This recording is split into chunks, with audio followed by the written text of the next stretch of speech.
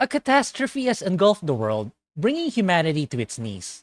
With very few humans remaining, they have become a valued resource for other survivors who have transformed into revenants, supernatural beings that must feed on blood for survival. As one such revenant who has no recollection of the past, you were entrusted with the reconstruction of the events that led to the tragedy, while reclaiming your lost memories. With the aid of companions from all walks of life, you must venture into this devastated world, engage in battle with beasts that now inhabit it, restore what has been forgotten, and unravel a sinister threat to protect what precious little remains.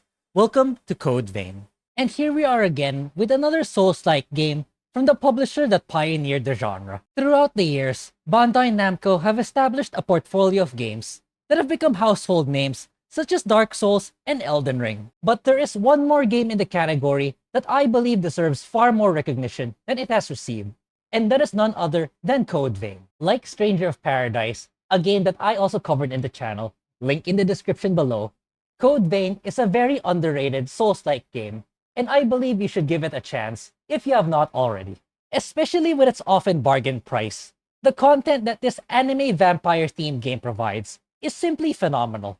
Once again, this will be a spoiler-free video for the benefit of those who have yet to play the game, because surprisingly, this is a very story-rich game given its genre. So without further ado, let us begin. Code Vein's story starts off after the catastrophic event known as the Great Collapse, wreaking havoc to the world and destroying nearly all of civilization, with the remaining survivors forming various factions and competing for precious resources. You awaken with no memory of your past and the events that have unfolded. And to make matters worse, you are thrown right in the middle, and it is revealed that you are what is called a revenant, or this game's term for vampire, gifted with mysterious abilities that are somehow tied to the ongoing turmoil of the world. Along the way, you encounter fellow revenants who also do not remember their past and seek to rebuild the world by putting an end to the conflict by piecing together all the events that have transpired, as well as restoring their lost memories. Together, you and your comrades set out into this broken world to uncover the past shrouded in mystery, recall crucial moments of both you and your team, and perhaps by working side by side, save the world from complete annihilation. And I will leave the story at that. But I will say this, Code Vein, despite being a Souls-like game, has a surprisingly strong and detailed narrative. So much so that the stories you will find are so deeply integrated into the gameplay. And given that most players of the genre are not actively seeking this, the extra mile taken is nothing short of fantastic. If I have not yet implied in the video, retrieving memories is an integral component to the gameplay of Code Vein. Whether it is to progress and discover key moments in the plot, or introducing new features in the gameplay, very early on, you'll begin to collect red crystals scattered throughout the game called vestiges. These are physical manifestations of lost memories, usually belonging to either your companions or supporting characters. You will need to bring these vestiges back to your headquarters for processing to re-experience the memories that they contain. Not only do these possess extensive narratives that enrich the story, but they also unlock new abilities for you to use in combat, further incentivizing players to thoroughly explore the game's world and collect as many of them as possible. Like I said, Code Vein goes above and beyond with its execution of the story, despite players not actually looking for it, but I very much appreciate it nonetheless. Here's a hot tip if you're getting into the game. Though this may be a minor spoiler, I believe this will do more good than harm, so I will say it anyway. Code Vein has 3 endings for you to unlock: the bad, the standard, and the true ending. I choose to tell you this now because, like me, if you intend to play this game blind, you will more likely than not unlock either the standard or bad ending. And if you would like to unlock the true ending in your first playthrough, I strongly recommend doing your research before starting the game. Otherwise, you will need to start from the very beginning, as it can easily be missed. With that out of the way, let's talk about Code Vein's audio design. With the strong story elements of the game, it makes sense that there will be plenty of voiceovers to explain the various events of the plot. And for my playthrough, I vouch for the excellent and consistent voice acting performance for the game. Kudos to the team for exemplifying dedication to their craft to bring life to the game's various cutscenes and flashbacks. Don't take my word for it. Here are some of them for you to listen to. A vestige. Best to stay away from those stones. Anyone who touches them is defiled, transformed into the lost. Don't listen to their whispers. Someone has to be sacrificed. Without blood beads, we won't make it. Once she's settled down, let's get out of here. In other words, we can safely assume that blood springs always form along blood veins. We think that means there must be a source somewhere, a kind of headwaters for the blood beads. Now that we have you around to clear the miasma, we can investigate the springs and follow the blood veins. And hopefully, find the source. You will encounter a great deal of well-acted dialogue from beginning to end. If you are seeking a story-heavy game, then you are most definitely in for a treat. If not, you can always hit the skip button to jump right back into the action. Audio effects are also top-notch. The sounds made when dealing blows or casting spells and abilities to your foes add more satisfaction when landing them successfully. The same can be said with the composition of the background music. Not only do they sound great, but they also nail the placement depending on the situation. Whether it is a dramatic moment in the story or an intense boss fight, the composers of Code Vein did a fantastic job to drive immersion and emotion to both the story and gameplay. The shortage must be hitting you too. Here, take them. They're yours. Don't worry about me. Being the only survivor would be boring anyway. And, you know, we rely on each other to survive, right? That's what people do.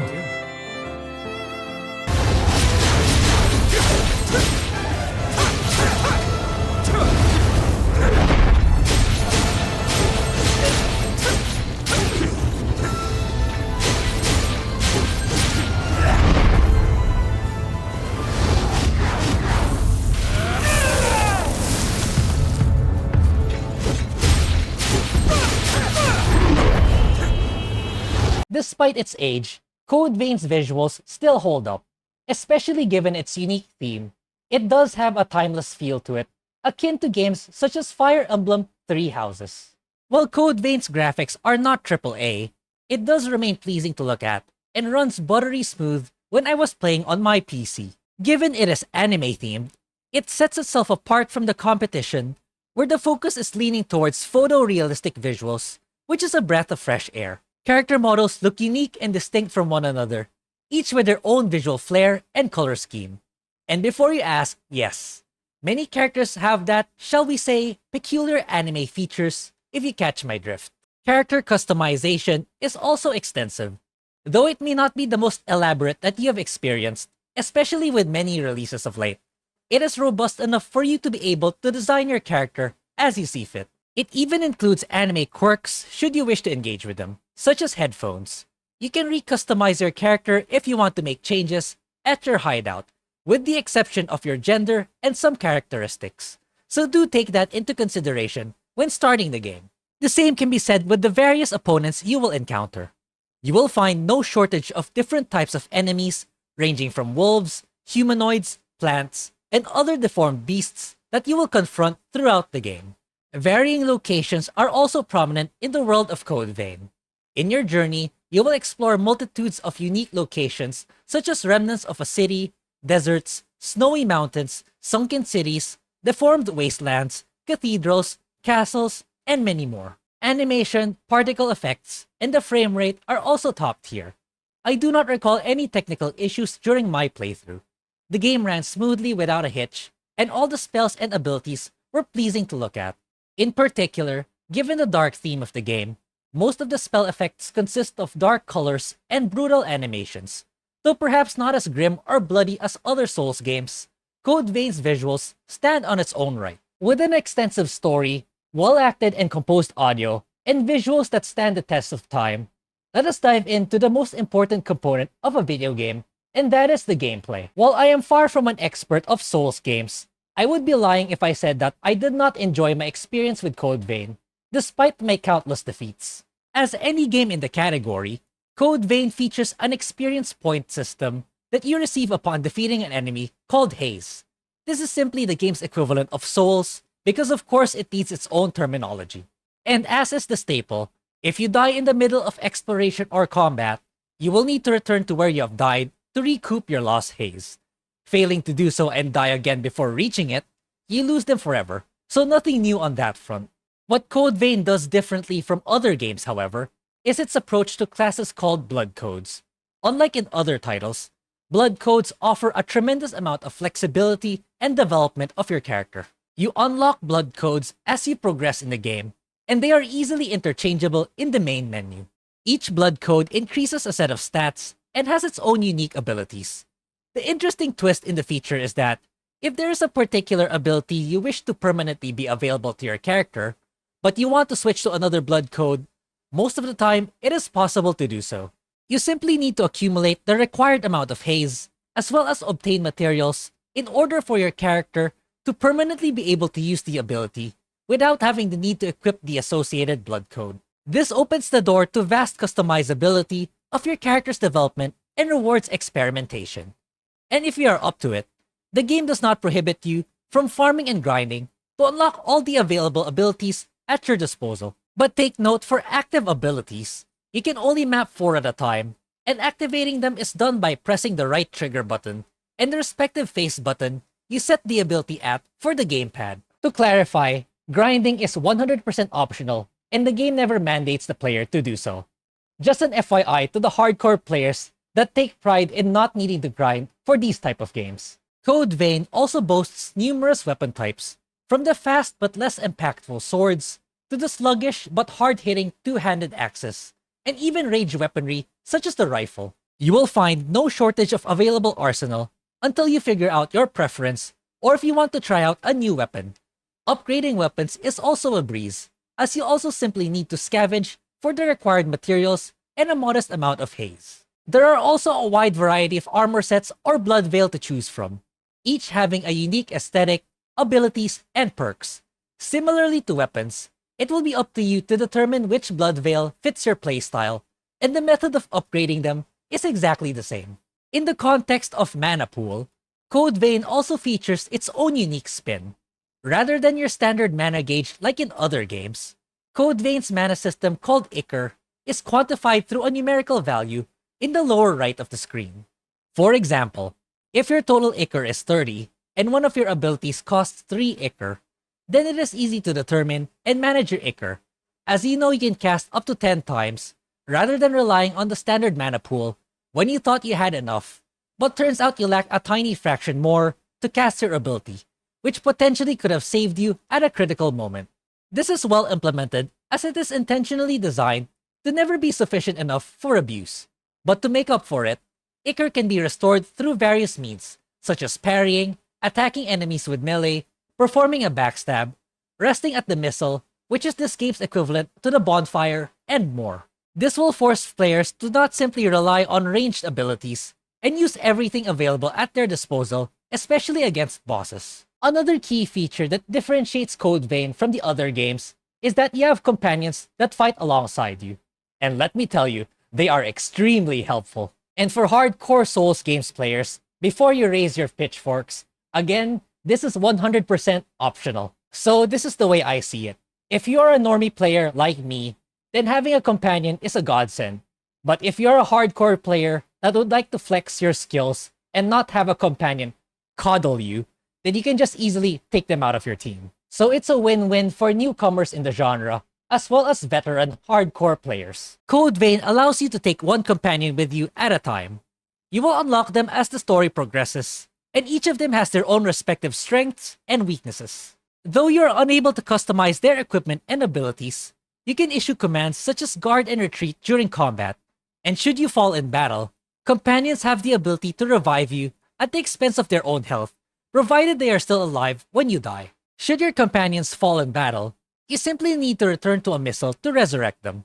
While companions also have their own regeneration, which is Code Vein's equivalent of Estus flasks, they use these very sparingly, and should not be something that you rely on to get through a tough battle or get resurrected. Make no mistake, the numerous boss fights remain tough even with a companion, so do not think that you can completely rely on them at the face of boss battles. Yes, they help greatly, but do not expect them to carry the battle in its entirety. While Code Vein is naturally a combat-heavy game, It does have numerous non-combat features that many Souls games do not. Again, the amount of content packed into this game is simply remarkable. Exploration is incredibly rewarding and addictive. Each new area is covered in the minimap until you reach a missile, which will gradually reveal the layout of the level. I find this progression system well done in terms of encouraging players to keep pressing forward while not being careless along the way. So in a sense, it is a risk-reward mechanic where players will need to determine when to retreat for healing and replenishment and when to try to reach the next missile. Levels are also oozing with hidden paths to explore, along with precious loot, such as rare items and vestiges, encouraging players to try to search every nook and cranny they can find. In the hideout, players may also interact with various companions and NPCs. You can even offer them gifts to deepen your relationship with them, and in return, they will reward you with useful items in combat. The hideout is also where you process the vestiges, which are the memories of your companions and other characters in the world. This also serves as a means to flesh out their backstories and relationship with the player. Unlocking these memories also grant you access to new abilities that you can utilize in combat. So in essence, exploration yields a ton of rewards for Code Vein, so I encourage you to be as thorough as possible. Code Vein also features multiplayer, where you can help out another player or friend in their playthrough, or call for help in yours. But admittedly, I only remembered to try out the feature when I was close to the end of my run. Unfortunately, I was not able to find a player to help me out, so I ended up just finishing the game on my own. But yes, Code Vein does have cooperative multiplayer, should you wish to engage with it. As for DLC, you will have access to all of it should you decide to pick up the deluxe edition of the game. Given the often discounted price, you may as well purchase that edition. Though I did not play the DLC, it mainly features more content if you are truly invested into the game. This means new levels, bosses, equipment, abilities, and so on. And here we are wrapping up another video. It is truly impressive with how much Code Vein has to offer. Prior to playing this, I was told by many that this is a highly underrated game.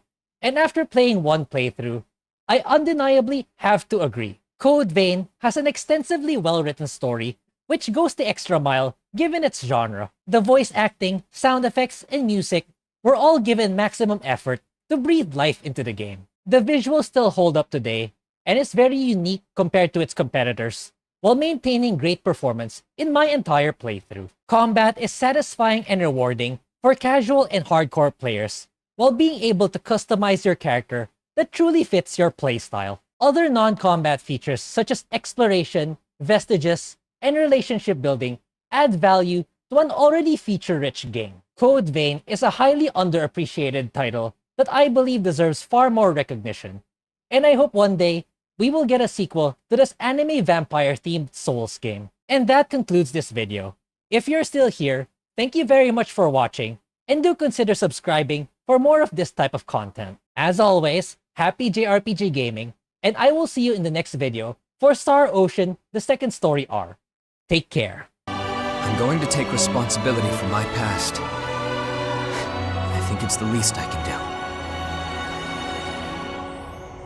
Then stop talking about it. Let's get it done. Are we ending this nightmare or what? You can't charge forward if you're always looking back. Yeah, I know.